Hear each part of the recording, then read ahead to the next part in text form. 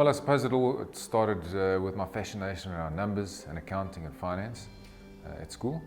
I then went to UJ to pursue the CA route and went through the route as per what most CAs do. I did my articles at Deloitte and found myself at a copier company post articles. I then just learned the ropes from a business perspective, from a finance perspective, but always felt there was more to learn.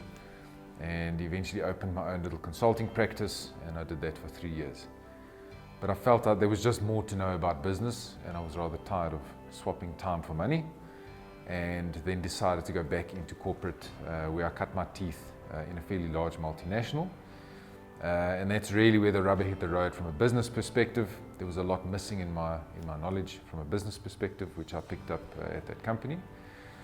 And that's really where the journey from a quick consults perspective came about, is that we were trying to find software to build our monthly reporting, and we just fell short every single month.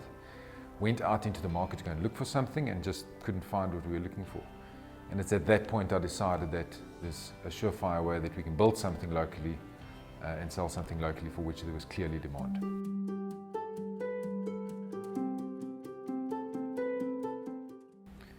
So I think if one looks broadly at any organization or any finance department, every company has a Suez Canal, and it's only a matter of time before a big tanker or a container ship comes through that canal and gets stuck. What we see on a regular basis are a lot of CFOs that are stuck in monthly, perpetual month-end cycles, audit cycles, due diligence cycles, and a lot of crisis management, and they're actually just not getting the time to sit down and understanding their own Suez Canal issues and risks in the business. There's obviously a large skills gap as well. So we see a lot of CFOs doing a lot of the more junior work just to get the work done, and they're actually not spending their time on these big ticket items that one would expect a CFO to take care of.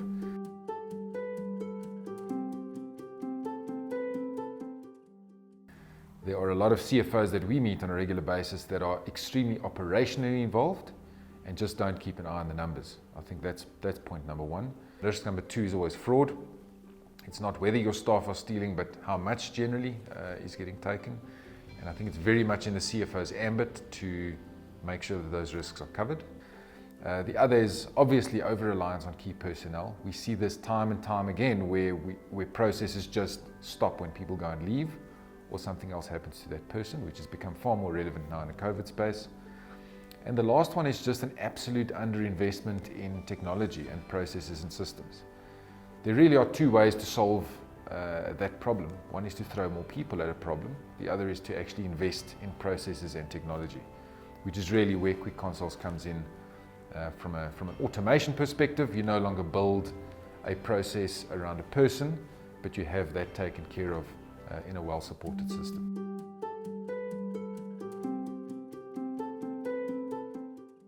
So if there's one thing we've learned over the last year and a bit, particularly with COVID and again with the Suez Canal, is that when things happen in your business that you need to react to, time is of the essence. So here at Quick Consults, we always say doing something is always better than doing nothing.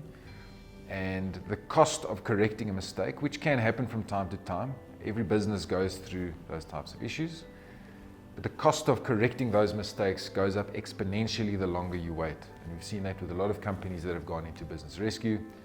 So my advice really is move quickly, move as quickly as you can. Things will not magically get better on their own.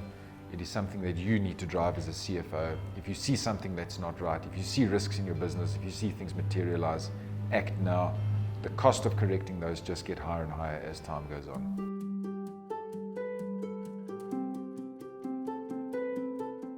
So I think any CFO's role is very much a thinking role as well as a doing role. And it is the CFO's job to take time to think about the issues in the business. Read the newspaper, talk to team members, talk to colleagues, find out what's going on in the industry, find out what's going on in the business, and take the time to think about the big items and the small items in your business and in the finance department, things that affect your business directly or that could affect your business.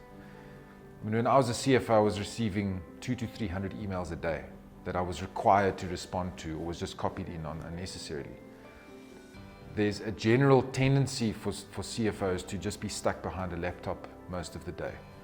I'm saying a good CFO needs to take 2 or 3 hours a week to sit down and actually think about what's going on, lift their head, not just look at what's in front of them, but look at what's further down the road. And I always like to say that you need to run your business, but you also need to change your business. And that's part of the time that is required to sit down and really think about what's going on.